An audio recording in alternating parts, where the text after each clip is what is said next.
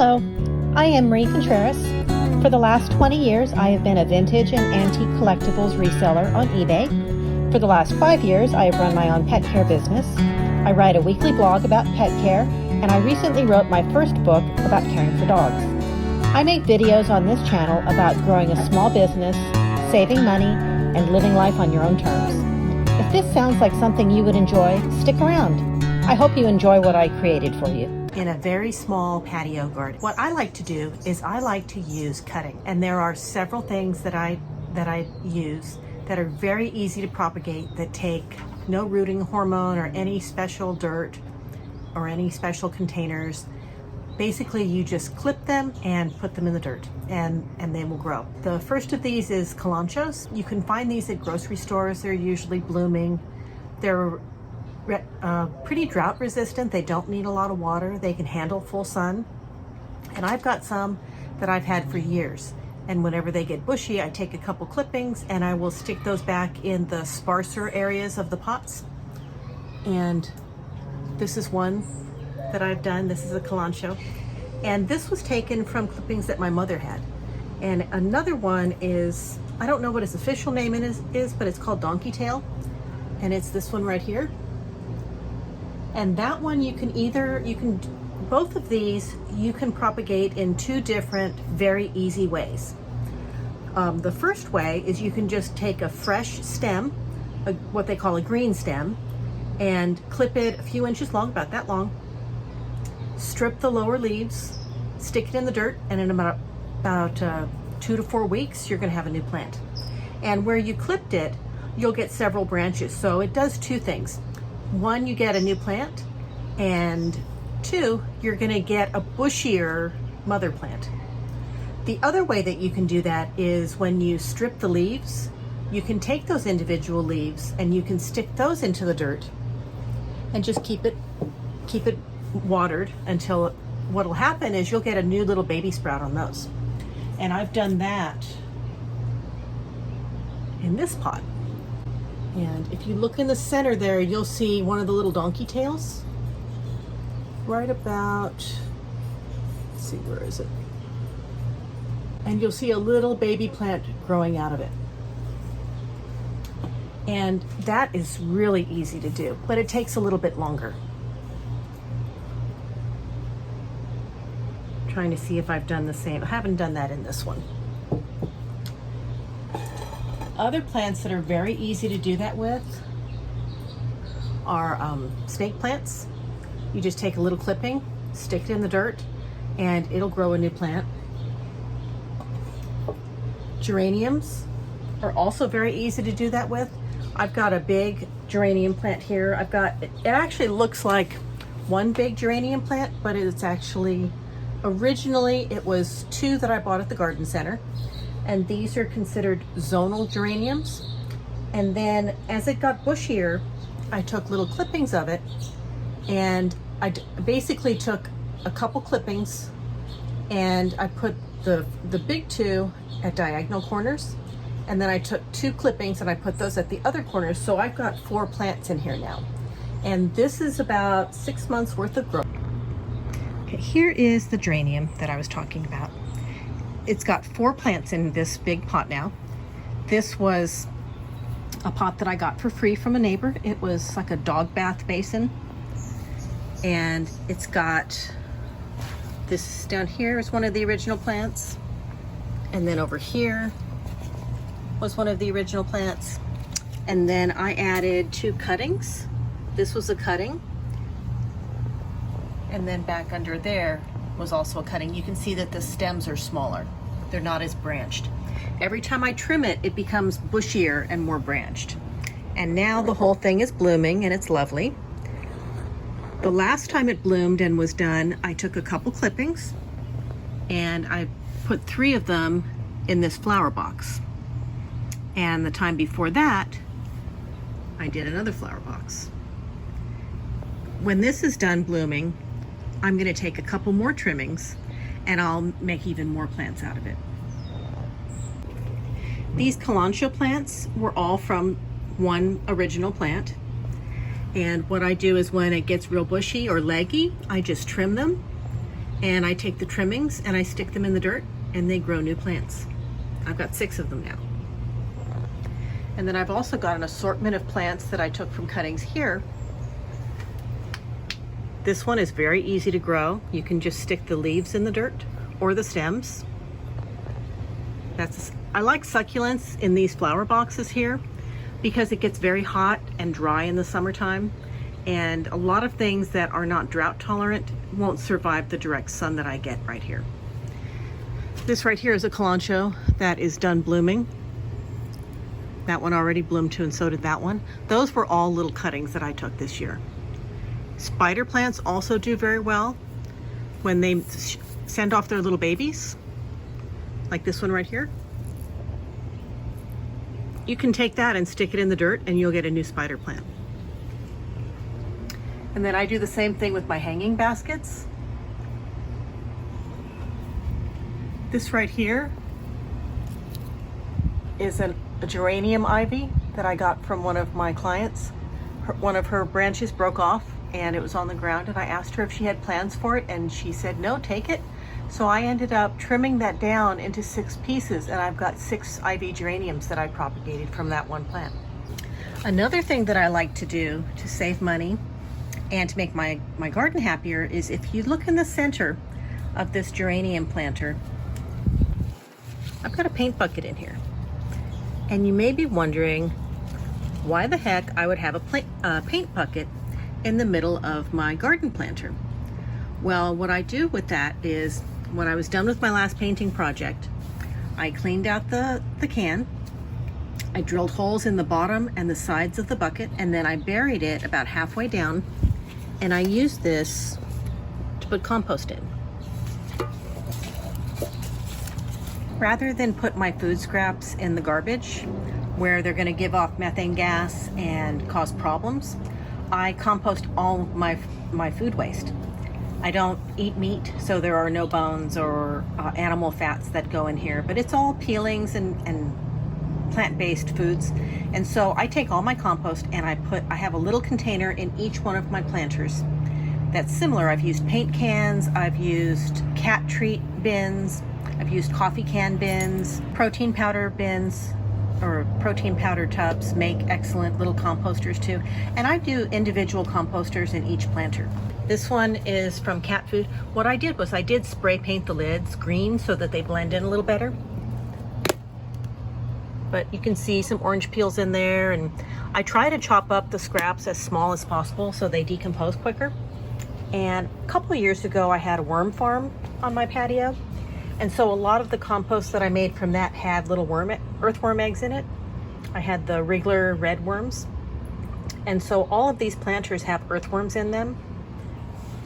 But even if I hadn't had the worms will find the decaying matter. There's a coffee can one. And they find their way into the garden. You don't even need to buy the worms to get started. They'll come out of the garden and they'll find your planters if you're anywhere near the dirt.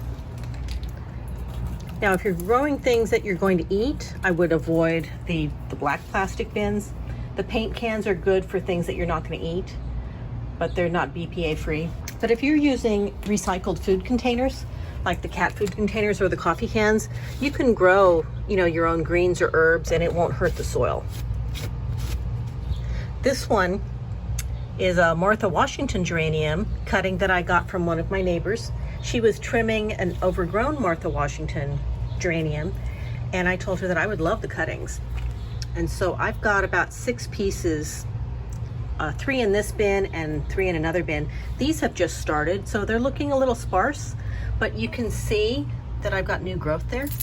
And all I did with these was take the green stems, cut them down to about 6 to 8 inch pieces, and put them in the dirt. I've also got some green onions in here. Those were green onions that I bought in the store. I cut them down to about 1 inch from the root ball, and then I plant the root balls in my garden and they regrow. So I've got green onions growing in here.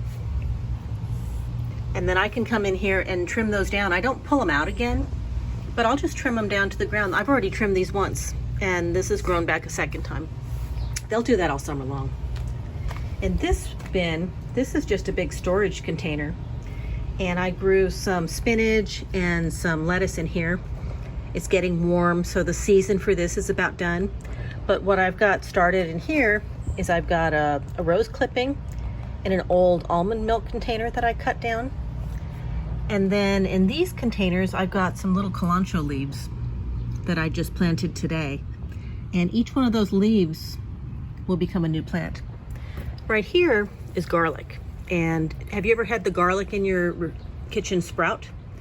When it's sprouting, you may not want to use it for cooking, but you can take those individual cloves and you can bury them as long as they haven't been sprayed with something to deter growth. I buy the organic garlic for that reason. And each clove will create a new garlic bulb over time. So probably by the fall, these little garlic plants from 5 cloves or 5 little cloves, I'll get 5 bulbs of garlic for free. I like doing stuff like that. I'd rather do that than throw it out.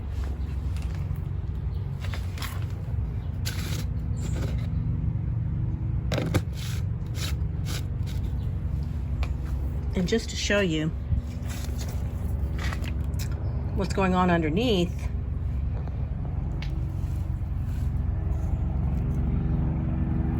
see the worms there? Those worms are creating some really good compost. You can see them scurrying.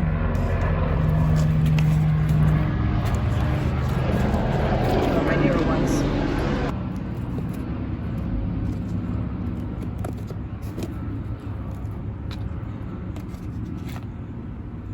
See? The worms were even in the lid. They're even coming to the top. See the worms in there? That is what you want. And they're just earthworms. Those are not harmful at all. Those are going to turn all these food scraps into nice rich compost. And as they crawl around in the bucket here, they're going to make all the soil healthier, and they're going to also aerate it. So you definitely want earthworms, even if it's a small garden like mine. Now there are a couple little tips that I would like to share if you want to make your own compost and you have a very small garden like I do. The smaller your food waste, the quicker the turnover, the quicker it turns into compost. And so what I will do a lot of times is when I'm cooking dinner and I'm peeling carrots or peeling potatoes or squeezing lemons and freezing the juice, is I will take all of that food waste and I'll throw it in my blender, and I'll add some water from when I rinse the dishes that I capture in my sink, and I will blend it all up. And so I will make it really small, but I will take that blended food waste and I will pour it directly into the tubs. And then because the holes are in the bottom of the tubs, it will water the roots more deeply because that water will drain. And then the food waste remains, but it's really small because it's already been through the blender once. The other thing that I do, I mentioned briefly earlier, is I put a dish pan. I've got a double sink in my kitchen, and I put a Dollar Tree dish pan on each side of the sink because we're in a drought right now and we have watering restrictions. And so in order for me to still water my plants but not waste water, I catch the water in my sink. So when I'm washing my hands or washing vegetables or rinsing a plate before I stick it in the dishwasher, or if I'm hand washing, I save all of that water. And I will use that mixed in with my compost, or I will use it to water my plants. The other place that I will capture water is in my shower. I've got a big bucket that I put in there. It's a rectangular bucket that I use for hand washing items, and I will put that in there when I first turn on the water and I'm waiting for it to warm up, and it'll catch about a half a bucket's worth of water, and I'll water plants with that as well. So I save water wherever possible. I water before 9 a.m. or after 4 p.m. to avoid evaporation. And I also save the food waste. The compost helps hold the water in the soil, so that helps with evaporation as well. Plus there's a lot of nutrients in the waste that the worms create. The way that compost is created is the earthworms will go in there and they will eat all the food waste, and then they process it through their little worm bodies, and the waste that comes out of them is in your soil, and it's full of nutrients, and it's usable nutrients by your plants. So those are my tips to save water, to reduce your food waste, and to multiply your plants. So this was just a fun little video that I wanted to share. I enjoy gardening this time of year. I don't have a lot of space to garden. I've tried growing vegetables and food on this patio before, but as you can see, it's very shaded. I don't get much full direct sunlight. So most of the things that I grow here have a couple conditions that they have to tolerate well. Dappled sunlight, shade, extreme heat. The most of the summer is 90 to 100 degrees plus, and drought, because I'm in Los Angeles. So all of the plants that I deal with need to be fairly drought tolerant and deal with not a lot of sun, direct sun. When I first moved here, my mother was living here and she was growing roses and geraniums, spider plants, and kalanchoes. And I thought, we need to grow some food out there. So we tried herbs, we tried other things. I tried lettuces, I tried tomatoes, green peppers, bell peppers, all the normal things. And all of it just got really leggy and really straggly. It didn't get enough sun to grow and thrive. So after several years of trying to prove that it could be done out here, I realized that Mom had lived here for almost 20 years and she had already tried everything that I was trying now. But I didn't listen because I was her daughter. So Mom was right. And so I've kind of leaned into what will grow here instead of fighting against it. And herbs will grow out here. I know that she grew cilantro out here and basil occasionally. But the things that like it out here, geraniums love California. Succulents love it out here. And the kalanchoes, they love it out here too. So I'm just enjoying the plants that I can grow, and I thought I'd share it with you. So I hope you have a great day and enjoy the rest of your weekend. If you enjoyed this video, nudge the like button. If you would like to see more like this, consider subscribing. If you would like to read the blog or check out my new book, I'm going to leave links to them in the description. Thank you for watching. Bye till next time.